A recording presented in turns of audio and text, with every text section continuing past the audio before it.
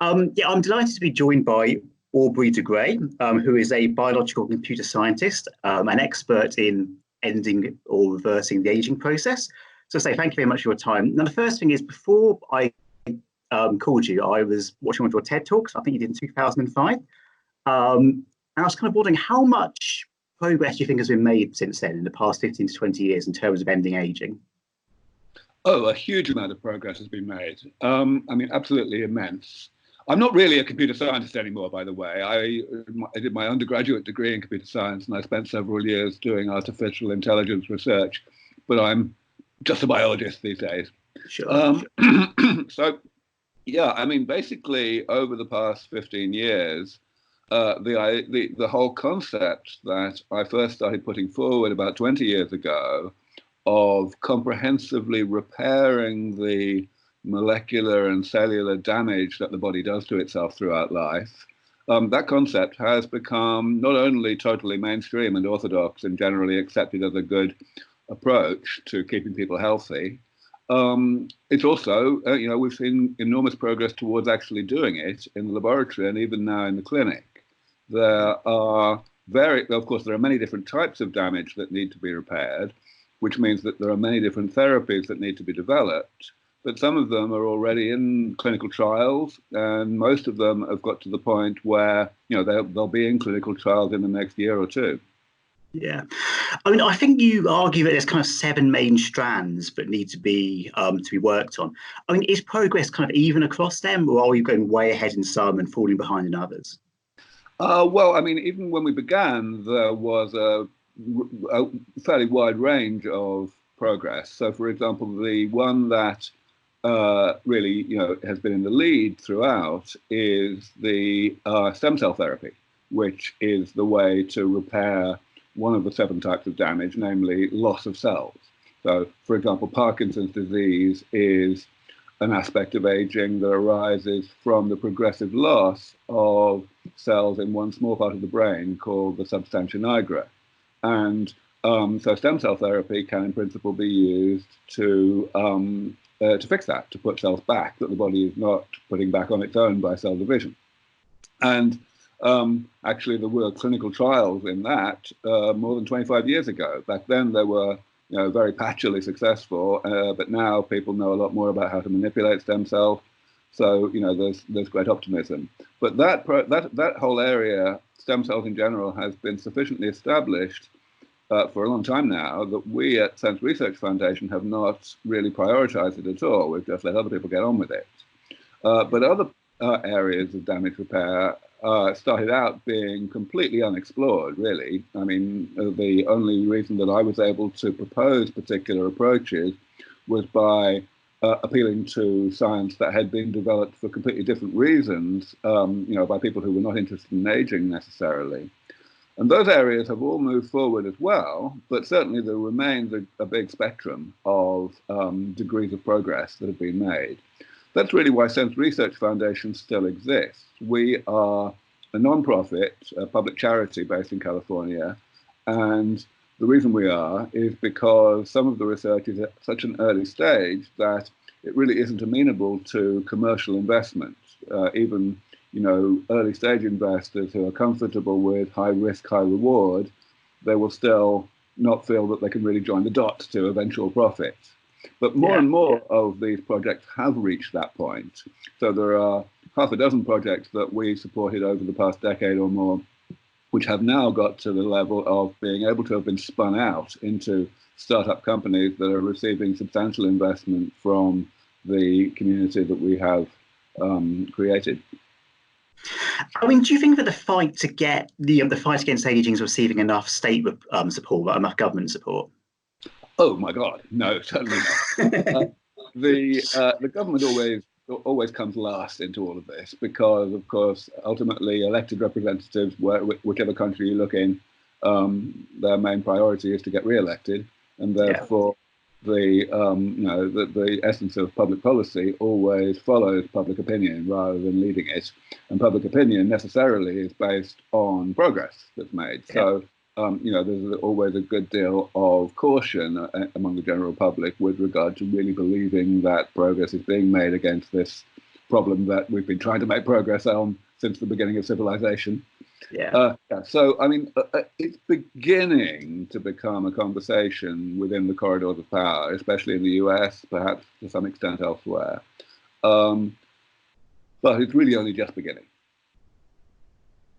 I mean, I noticed recently that an APPG on longevity formed in the UK, which I guess is kind of a sign that political people are taking a serious interest. Well, okay, so let me actually address that, because you're absolutely right, and I'm glad you noticed that. But it's very important to emphasize that that group is still mostly focused on essentially managing aging, improving the dignity of the elderly, optimizing the delivery of today's geriatric medicine that basically doesn't work. And only a small component of that group and that group's work focuses on the possibility of really big breakthroughs that might be made in the foreseeable future. So that is absolutely, a great deal better than nothing, but it's only a start, and it needs to, evolve over the coming years. I'm sure it will evolve to place a much greater emphasis on the progress that's being made in the laboratory and in the clinic. I mean, what do you think are the main obstacles to your vision? I mean, both scientific and potentially political. Well, of course, the scientific obstacles cannot be described in, in a sentence or even in a book. It's a really complicated job. As Einstein said, if we knew what we were doing, it wouldn't be called research, he said. I mean, so there's a great deal to do. The reason why there's so many projects that we're working on and that other people are working on is because there are many different types of damage to repair, and any one of them can kill you on its own, pretty much on schedule, however well we fix all the others. So it's very much a divide and conquer approach. But of course, yes, there are certainly other obstacles in addition to that, and the main one is lack of funding. The fact that even today, when this field is becoming much more established, much more mainstream, nevertheless, it is still really difficult to get enough resources to be able to move as fast as the science allows. I'm quite sure that we could be going at least twice as fast if we had, one extra digit on our tiny little budget. Yeah. Now, I know you've mentioned before about longitudinal escape velocity, I believe. I think you said that it could potentially be achieved in 20 years. That presumably is the point where technology is advancing so fast that it kind of keeps up with aging, or betters it essentially. I mean, do you still think that would be the case? Do you think 20 years is a reasonable estimate, or is that just a very ballpoint figure? Longevity escape velocity is the phrase that I defined. Yeah, so I certainly think that's likely. In fact, I would say my 50-50 estimate, how long it is before we have at least a 50-50 chance of reaching longevity escape velocity, is now about 17 years. So it's coming down slowly as time goes on, as we make progress. Yeah, I mean, basically the definition of that term is, the point at which we reach the rate of progress that means we are staying one step ahead of the problem, and that the health problems of late life are being postponed faster than time is passing. And yes, I do believe that we are definitely getting there. I mean, on a similar note, I mean, you're quite well known for your claim that the first 1,000-year-old human is already alive. I'm assuming that's something you still stand by. Well, probably already alive. So again, it's very important to be probabilistic about this. We all know that this is early stage research, and therefore any time frame prediction is extremely speculative. So even though I say that we have a 50-50 chance of getting to longevity escape velocity in 17 years, I totally accept that we have at least a 10% chance of not getting there for 100 years. Yeah. Okay, so yes, probably. But that just arises, of course, from doing the statistics. If we have reached longevity escape velocity, and therefore people's risk of death is not going up as they become chronologically older, because they're not getting sicker as they're getting older, then that means that the average longevity can be calculated just like radioactive decay. The half-life is defined by the probability, the rate of mortality that we see at younger ages, like 20s or 30s. At the moment, in the Western world, if you reach the age of, let's say, 26, then your chance of not reaching the age of 27 is already less than 1,000. And of course, it's going to go down over time as we develop, ways to reduce the risk of death from causes that don't have to do with how long ago you were born. like, car accidents or whatever. So yes, in fact, the number of 1,000 years is actually an extremely conservative estimate. Okay. I mean, how different do you think human society would be if we succeed in abolishing or ending death? So I want to answer that question in two different ways, because in the way that most people ask the question, and you just did, it's really not a sensible question to even think about. Because let's remember, we are only going to carry on getting older at 1 year per year, right? So we won't have any 1,000-year-old people for at least another 900 years, whatever happens. And, quite a lot of other stuff happens in 900 years. So even speculating about what society is going to be like 50 years from now is a complete waste of time, really.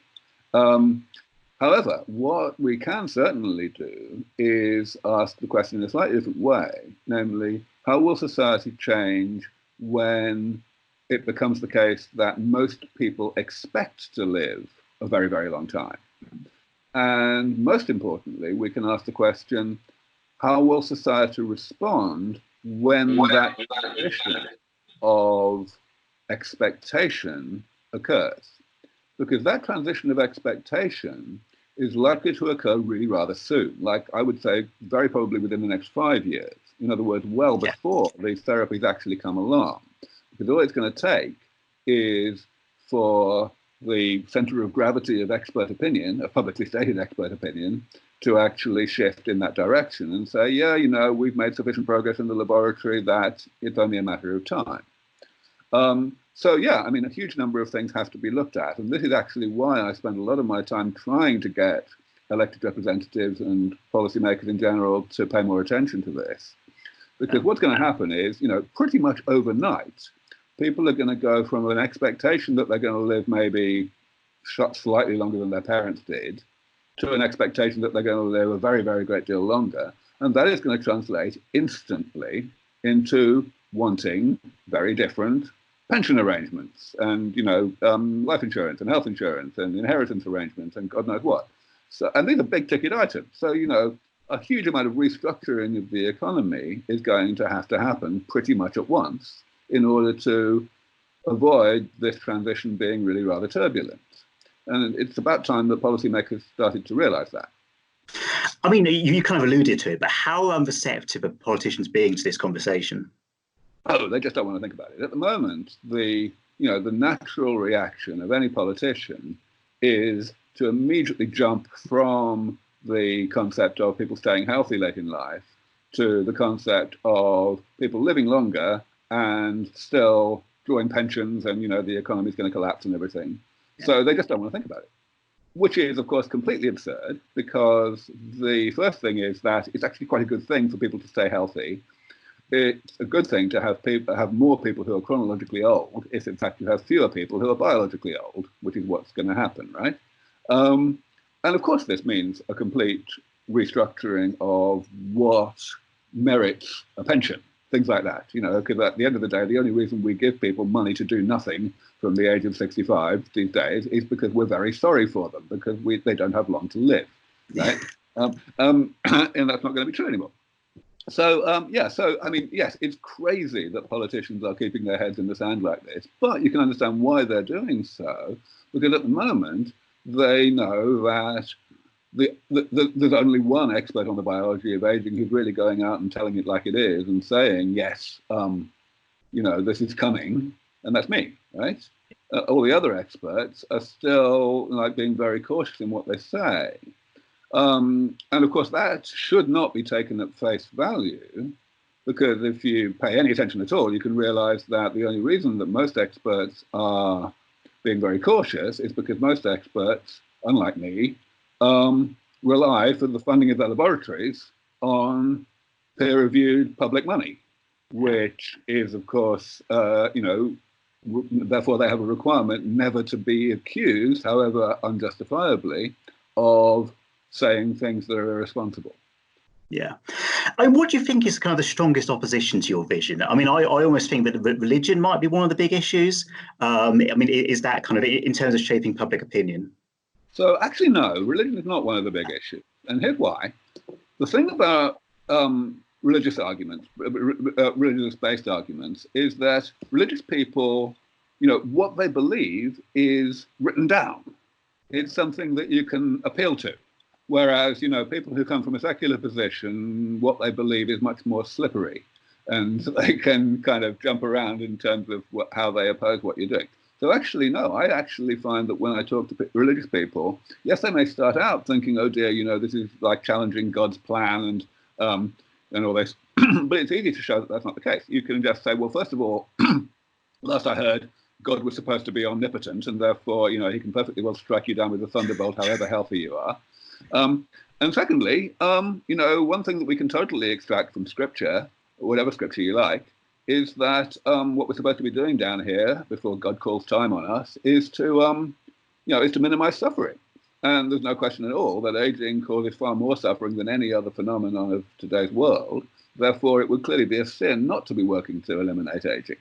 And, I'm not saying that I give this argument and people immediately turn around and say, oh dear, I haven't thought of that, here is a large check. But, they do go very quiet very quickly, put it like that. So yeah, the religious community is not the problem. The fundamental problem is that humanity has been aware of aging since the beginning of civilization, and has been aware that it's absolutely horrifying. And most people have only one way that they're able to cope with that, namely to put it out of their minds and get on with their miserably short lives and make the best of it, right? And the way they do that is essentially by tricking themselves into some kind of view that aging is some kind of blessing in disguise, right? So they'll say to themselves things like, oh dear, well, we put all the people if nobody's dying anymore, things like that. And then they will immediately switch off their brains, rather than take the risk of actually thinking about this and realizing that that's actually complete nonsense. Which, I've been saying ever since 15 years ago in my TED Talk that, I've been giving the answers to these questions, but nobody wants to hear the answers. They want to carry on thinking that aging is a blessing in disguise so as to not get their hopes up. Now, of course, at some point, the proximity, how close we are to actually achieving this, will get to a sufficient stage that the fear of getting one's hopes up can finally be dismissed, and people can actually get their hopes up and get emotionally invested in it. But we're not there yet, and until we do get there, I have to spend my life talking to journalists and tell them. I'm very sorry. What's your view? Obviously, you talked about engaging with politics. One group which do seem to be trying to engage with politics more is obviously the transhumanist movement. They got a presidential candidate, etc. What's your view of their efforts? Is that something that anti-aging people should try and emulate or be part of, or should you kind of stick to more scientific stuff? Yes and no. First of all, let me be clear that the transhumanist movement is a scientific movement, a perfectly legitimate technological movement. It revolves around the idea that we can radically improve the human condition by radically novel technological advances. And for sure, people who call themselves transhumanists tend to view work on eliminating aging as very much part of their ambit. No question. And I'm fine with that. I support work in artificial intelligence and in nanotechnology and so on very much as well. I do actually think, however, that the language that revolves around this is in need of considerable improvement. I don't believe that the word transhumanism, in fact, is remotely beneficial. I think actually it does more harm than good because it scares people. It makes it sound as though people who are into developing these technologies actually have the ultimate goal of transforming us into some kind of new species or whatever. I think that's not what we want to be saying. Now, as for the explicit political activities of the movement, the existence of a transhumanist party and so on, single issue parties in general exist, of course, not really in order to get into government, but rather in order to raise the profile of the issue in question and get it talked about by political parties that are in government. And I'm fine with that. There's nothing wrong with it. But it's not really. It's not the whole story, at least. What really matters is in order to get politicians and policymakers to take this seriously, is to drill down to the issues that are not really relevant to the general public and to have discussions behind the scenes that educate such people. No, it's been a real pleasure. Thank you very much for your time.